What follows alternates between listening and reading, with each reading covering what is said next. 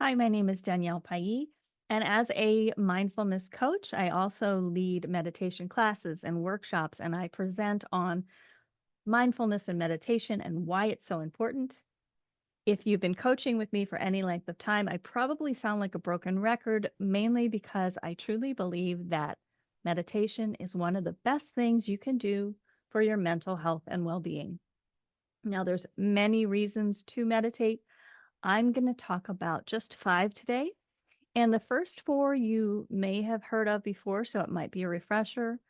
Number 5 might be a little bit different. It might be new. I encourage you to watch the whole video and not jump ahead to number 5 because it's some really good information. So let's dive in.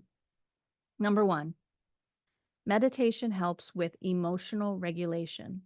So if you find that you're someone who has like this knee-jerk reaction to things or is prone to losing their temper and becoming angry, by adopting a mindfulness or meditation practice, when you're in those scenarios, you can take the necessary pause, remain calm, perhaps take a deep breath, and say or do something that is more effective than your initial reaction would have been. And some people ask me, well, in that moment, I can't go and stop and meditate. Well, think of when people go to the gym, they lift weights, they train, they become stronger so that when they're over here and they're lifting the heavy groceries, they can do it. You adopt a regular practice, whatever that looks like for you. And then when you're faced with these situations, you can at very least take a deep breath and take that pause and react differently because you've trained yourself to do that. Number 2, problem solving. How many times have you ruminated on a problem where you're looking at it from every single angle and driving yourself nuts? And it's only when you quiet your mind, like maybe you're in the shower washing your hair and you're like, aha. When you're washing your hair, you're mindful, you're noticing the water falling down over your head, you're feeling the sensations of rubbing your scalp. So it kind of takes you out of the thought process. Well, meditation and mindfulness work much the same way. So if you can quiet your mind and focus on your breath, you're taking a break so that you can tap into your inner knowing and your intuition and come up with solutions that you might not have thought of otherwise. And number 3, stress reduction. Stress impacts every organ, every cell of our body, and hurts our well-being. It is estimated that up to 90% of chronic illness is related to chronic stress. So by practicing meditation, we're calming our fear response so that we're feeling more at peace.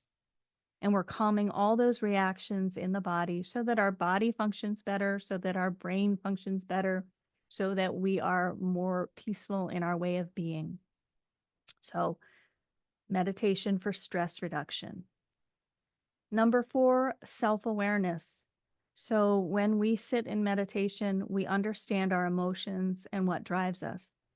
Because through mindful practices, and this could be meditation, this could also be journaling or some other creative tool, it's creating that judgment-free space to process thoughts and emotions as an outside observer without judging yourself or the thought.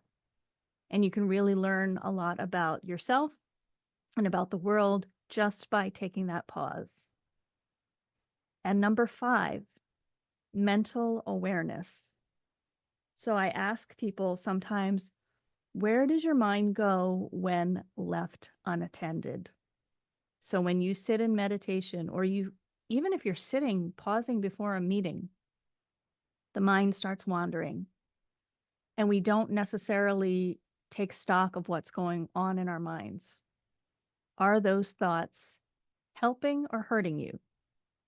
And I'm not necessarily talking about the to-do list, right? Before a meeting, you're like, okay, after this meeting, I've got to do this, this, and this. I'm talking about the negative things we tell ourselves, the things we fear, the things we worry about. So if you're someone who believes that we manifest, we raise our vibration, or that your vibe is your tribe, Do you want your mental energy connecting and ruminating on negative people and scenarios, kind of doing that downward spiral and sapping your energy and causing more fear or unrest? Or could you move your awareness to the positive people, positive situations? So, for example, if you're ruminating over a negative experience with a person and you're just thinking about that negative person, what happens? You are becoming more negative. What happens if you think about a peaceful person, someone that brings you happiness? Notice what happens to your state of being. Or another example would be coming from a place of lack, whether it's money or opportunity. I don't have, I don't have, I don't have. And instead, flipping the switch and saying, but I do have this. I am grateful that I have food on the table. I am grateful that I have a roof over my head. I have a comfortable bed to sleep in. I am grateful that I can do work that I enjoy. Kind of getting yourself out of that mind trap. And one more example could be comparing ourselves to others, and we see someone going on that great vacation or having that award that they just received and everybody's celebrating them, and you have that moment of jealousy or envy. Envy, I think, is a little more, you can be joyful for someone but still feel a little bit like, well, I want that for me too. That's fine. But I'm talking about like severe jealousy where I don't even want to look at their success because I'm probably never going to be able to achieve that. Well, once again, going with the idea of manifesting, if you're mentally pushing away someone else's success, you're telling the universe, you're setting the intention of, I don't want that for myself. So I would invite you, when someone else is successful, to celebrate their success.